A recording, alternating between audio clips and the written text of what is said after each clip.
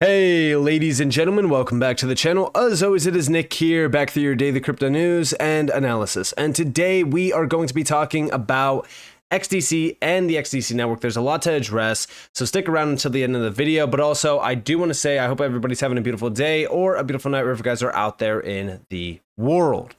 So my media company Web3 Alert put out a full report on XDC and SBI, specifically talking about revolutionizing trade finance in Japan. Now, I did quote it and I said, if you do hold XDC and you haven't read this breakdown yet, you need to know now. The entire world of trade is becoming digital. This is one of the oldest industries out there, and it's also one that is still dominated by paper-based processes, even years and years and years, and we're talking decades later. It's insane that this is one of the most ripe for disruption industries out there, and XDC is right at the forefront of it. We have XDC Network stands at the forefront of digitizing the entire trade finance industry with solid collaborations with major organizations. Regardless of what the short term brings, we know we are holding history in our portfolios. The revolution is upon us. Now over here, we also have the full breakdown from the Web3 Alert. XDC and SBI have partnered to revolutionize trade finance in Japan. XDC is a DLT aiming to bring efficient digital trade. Trade finance is a multi-trillion-dollar market. Strategic business innovator SBI provides integral financial services to over 24 million clients in Japan. SBI is actively making efforts to improve the efficiency of trade in Japan while also preparing to enter the DLT space as seen with their other partners with names such as XRP or even CHZ. But how exactly will SBI use XDC Network to improve trade finance in Japan? While this partnership between XDC and SBI was initially thought to only revolve around expanding access to the XDC token, it's since greatly expanded. Now we're seeing SBI directly integrate XDC solutions to real benefits towards Japan's economy. The specific applications they're looking to leverage are TradeFinex and Impul. Through this strategic partnership, SBI will be using XDC to enhance the trade finance sector in Japan, specifically via payment solutions. XDC is a public network backed by various government-connected trade consortiums, such as the ITFA. Additionally, this partnership will involve R3's Corda, which is a leading private permission DLT. R3 was created by JP Morgan, Barclays, Commonwealth, UBS, and a handful of other leading financial institutions. Corda plays an important role in this operation as it facilitates fiat payments. Within this partnership, Corda will facilitate transactions on XDC in a B2B setting. The bridging solution to Corda will be XDC native via their application Impul. In doing so, they are able to bring fiat payments from Corda into the Corda bridge from Impul to XDC. By leveraging a hybrid of public and private DLTs, it provides a much more flexible and adaptable service. This brings businesses in TradFi a far more efficient alternative to transactions at 2-second settlement speeds. The joint venture between the two truly has potential to disrupt trade and use of blockchains in Japan.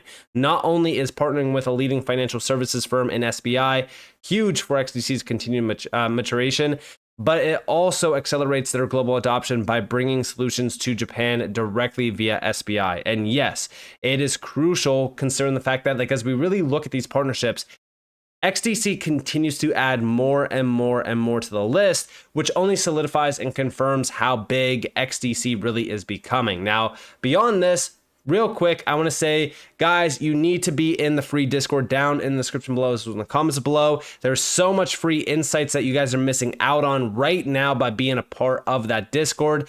You can get access by joining down in the description below, so it's in the comments below. It is completely free, so get in there now. But beyond this, let's go over here. So, just like I said, trade finance still depends on paper documents. In fact, global trade still depends on 4 billion paper documents daily.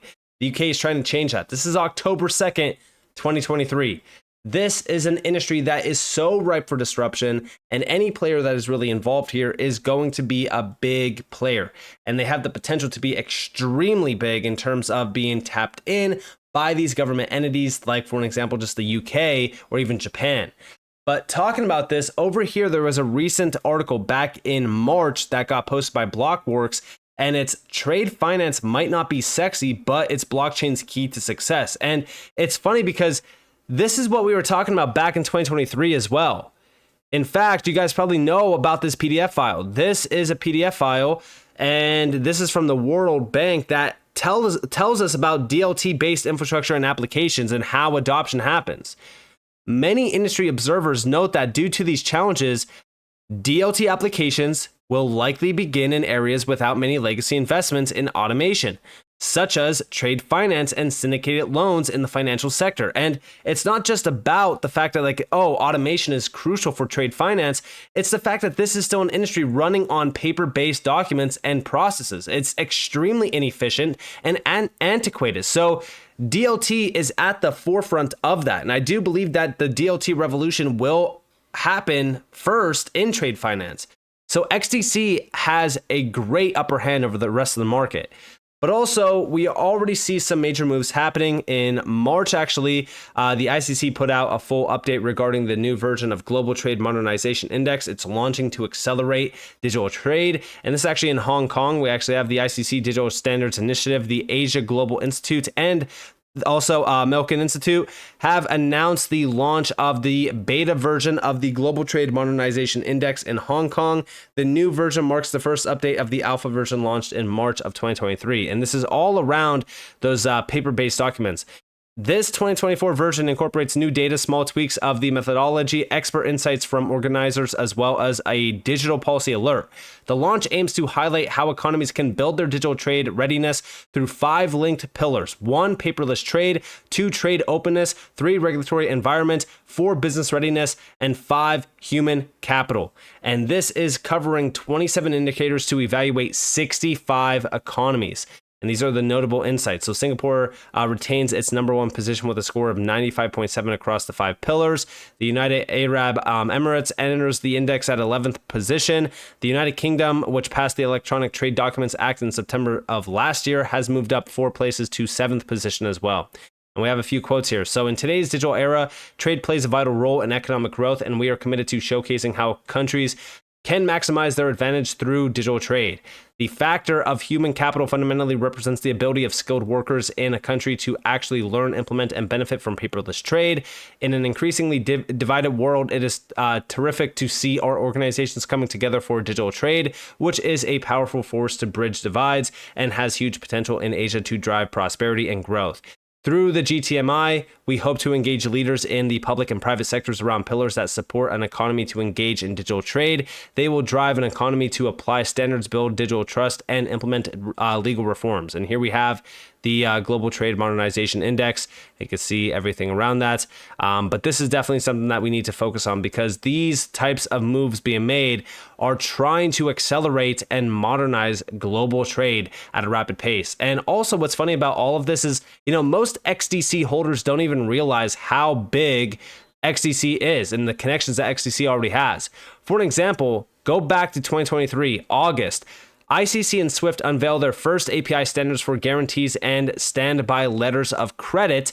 And this is all through API plug and play, all around digital trade. And we already know some great quotes here are around the collaboration around digitization of trade finance and interoperability as well. But it's all through API plug and play technology.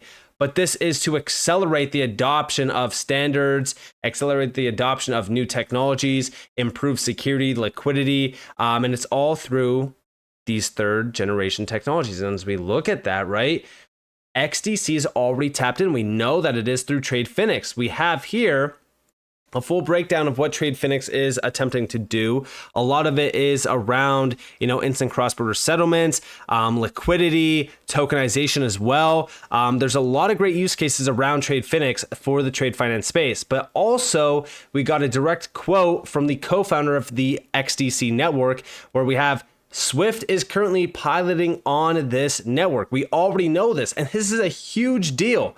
Again, a lot of people don't even realize this. But outside of this, remember Andre Casterman, the big key to all of it. Although he is just an advisor on Zenfin, right?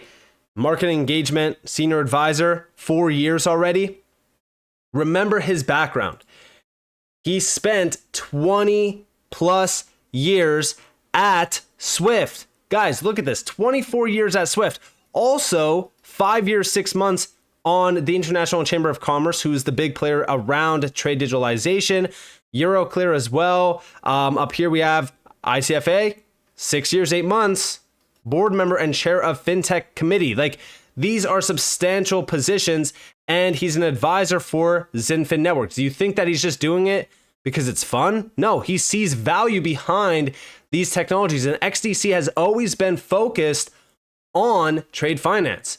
Now, also over here, we have many within the XDC community have established a symbiotic relationship with TradeTech as well. TradeTech brings an added layer of value to the XDC network with its specialization in end-to-end securitization.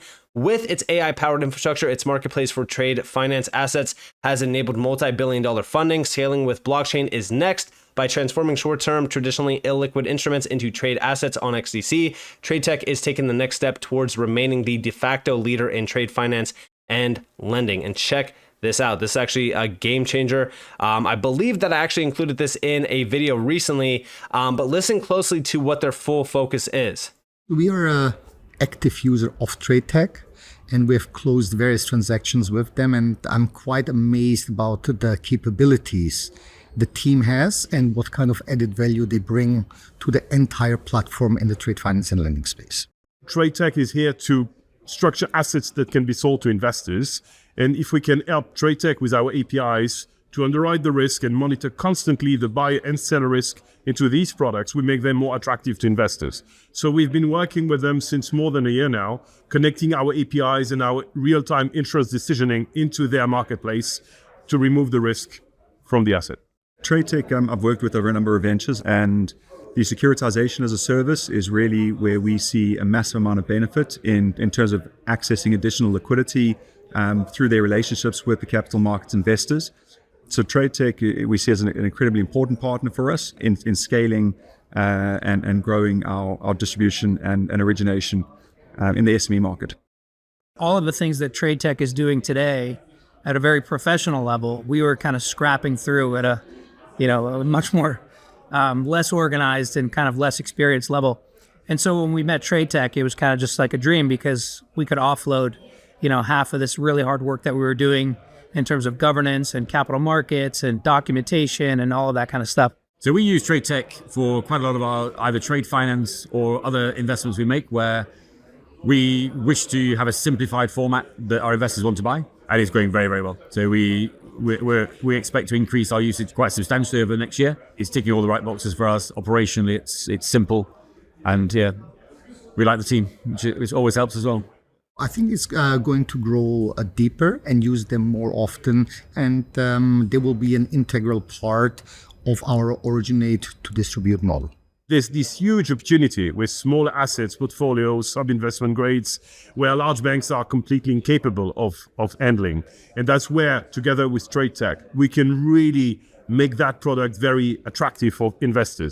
We think they're going to be kind of our vendor of choice. We'd like to put, every transaction we have through TradeTech if we can.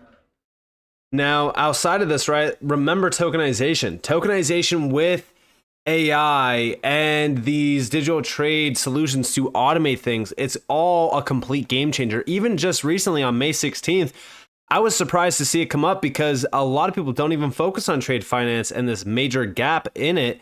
And we have tokenized real world assets set to bridge $2.5 trillion trade finance gap. And here's how. And it's all around making these things a lot more efficient, accessible, and ultimately unlocking a ton of liquidity as well. Combining traditional and crypto liquidity on a blockchain-based platform, TradeLeaf. They're talking about TradeLeaf. It makes global trading more accessible and efficient to SMEs underserved by conventional banks. But what's funny about this is XDC has been at the forefront of this forever, trying to bridge that $2.5 trillion gap. And also, the funny thing about this is the fact that with the ITFA and a few other big players, XDC was specifically chosen to bridge that gap. So to me, XDC is at the forefront of this. There's a lot of opportunity by focusing on these boring industries like trade finance. And it's going to be, in my opinion, one of the first major industries that is completely revolutionized to by DLT and blockchain to really kind of make it extremely efficient, liquid, and ultimately accessible as well. So with that being said, if you guys enjoyed this video, If you guys did, definitely leave a like, subscribe, turn notifications on because more free content. You guys are more than welcome to follow me on Twitter and join the free Discord in the description below. And with that being said, guys, it's been Nick. Thanks for watching. Peace out.